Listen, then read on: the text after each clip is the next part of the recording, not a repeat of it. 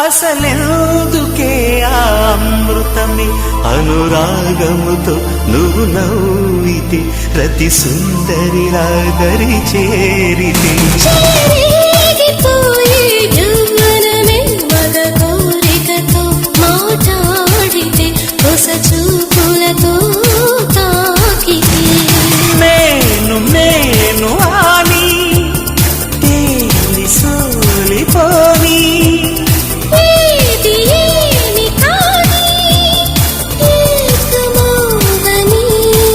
రామరి